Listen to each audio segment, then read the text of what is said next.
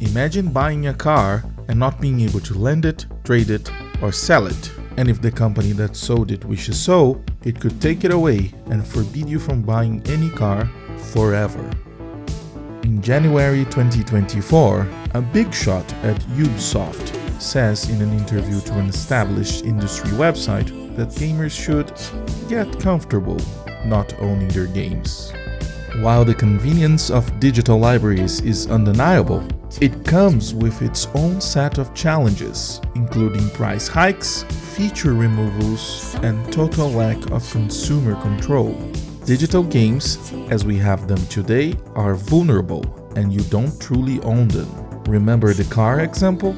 That's exactly how Steam works. And as far as the industry goes, Valve is one of the good ones. But what if I told you there's a way to retain these digital benefits while still owning our games?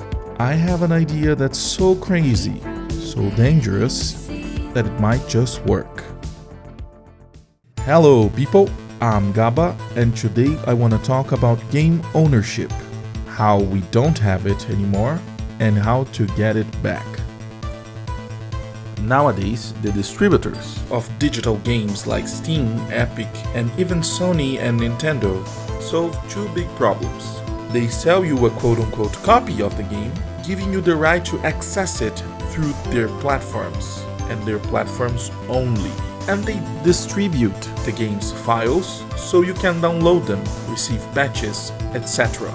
These services were a great advancement from the olden days of going to the brick-and-mortar stores and buying a physical copy.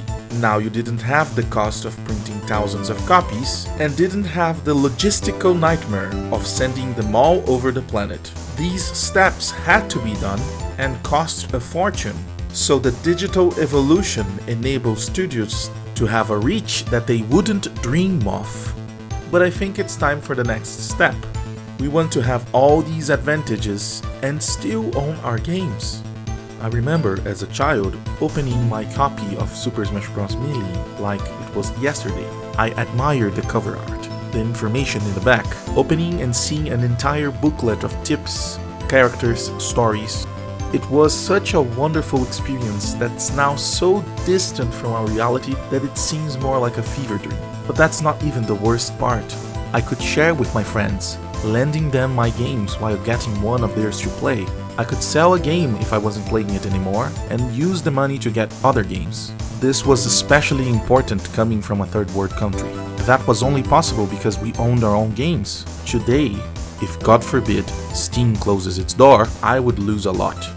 And I'd wager you would too.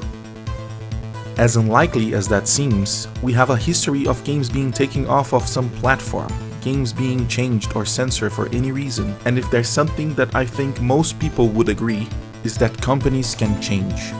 And they usually change for worse.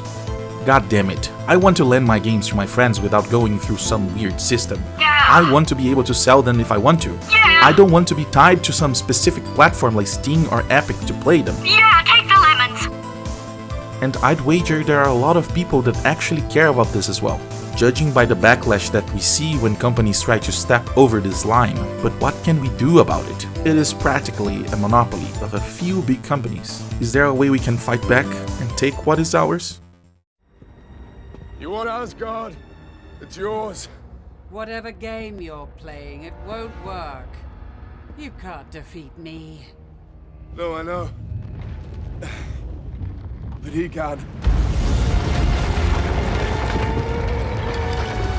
No.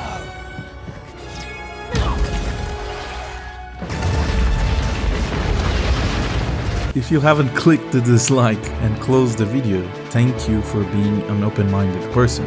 I know that NFTs are a rather controversial topic. With good reason, most famous things done with it are either predatory, ugly, a scam, or all of the above. It comes with big problems: how to fight off this initial prejudice, environmental concerns, and much more. In spite of all that, I think it's the perfect use case for games. But first, a small explanation of how they work. NFTs, or non-fungible tokens, are like digital certificates for a piece of data and are stored in the blockchain. Think of the blockchain as a big public digital ledger maintained by a network of computers. These computers use some crypto magic to validate transactions and write them on the ledger. The coolest thing about blockchain is that it's decentralized, meaning there's no single authority controlling it. Instead, a network of entities keeps it running smoothly and secure.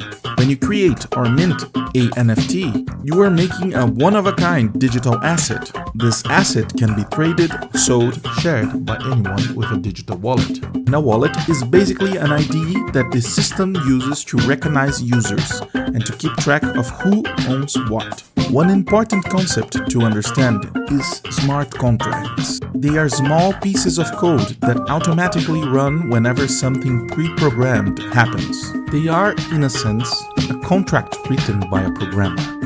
They will execute exactly what is written. No room for interpretation or change.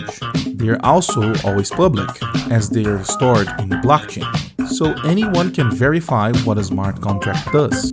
This is like a superpower that enables a ton of interesting things that I'll describe more later. Phew!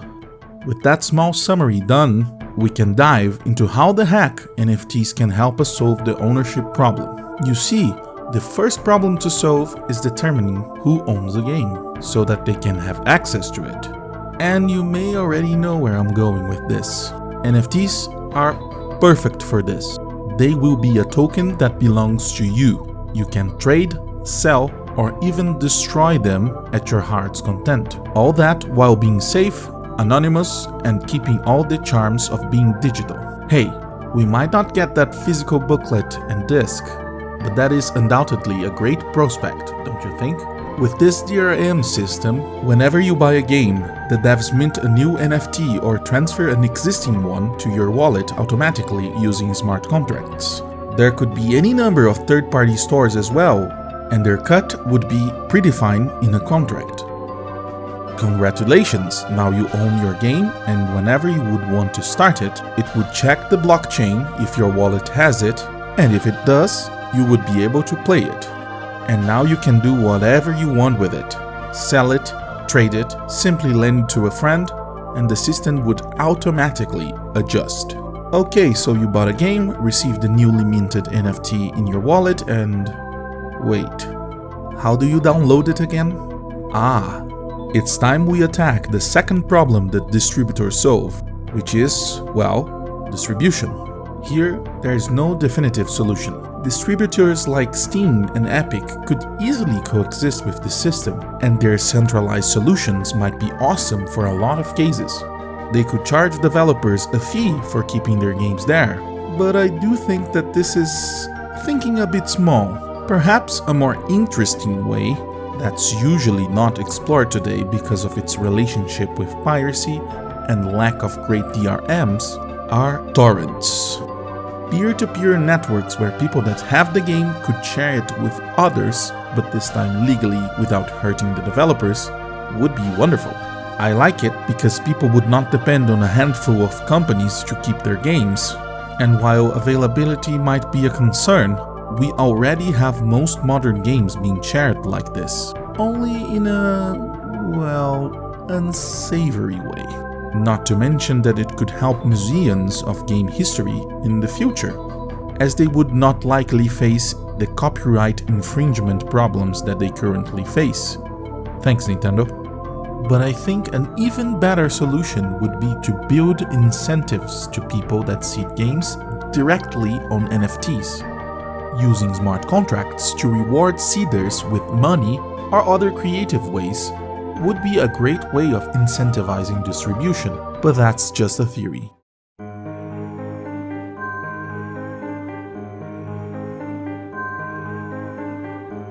Another cool technology that I'd like to mention is the or IPFS. It is a protocol that organizes storage in a way that is much smarter than our current HTTP protocols, and will help protect games from changes, as each version of a game, no matter how small the change, will be stored as a different file.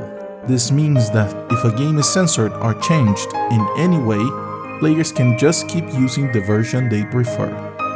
Okay, now all the basic functions of distributors are solved. But what else can we do with this idea? Well, there are some fantastic extra features that can come with NFTs for both devs and players, such as developers being able to get funding directly from anyone. Devs could pitch an idea, and anyone could commit money to a smart contract which automatically gives them a cut of total sales. This could greatly diminish the barrier of entry for investments and allow early players to get in. But why would players care? Well, most of the design decisions that are controversial, predatory, and damaging are usually forced onto developers by publishers, and they want to get the most of their investment, meaning that they won't hesitate in using less than ideal features to get it. In a sense, this system could enable the ultimate put your money where your mouth is, where players have a say on how the games they love should be developed. As you might be frantically typing in the comments section, it is, unfortunately, not all sunshine and flowers. There are some problems that this doesn't automatically solve. Online games are still subject to change. The system would require a good amount of investment, a whole lot of convincing players, and not to mention problems that NFTs already face. I've never said it would be easy, but I truly believe it's a path for a better games industry. One that it's more free, more decentralized, better for developers, and most importantly, better for players. If you like these impossible defenses, then you might like my defense of Overwatch 2. Boy, am I bad at picking battles. Falou!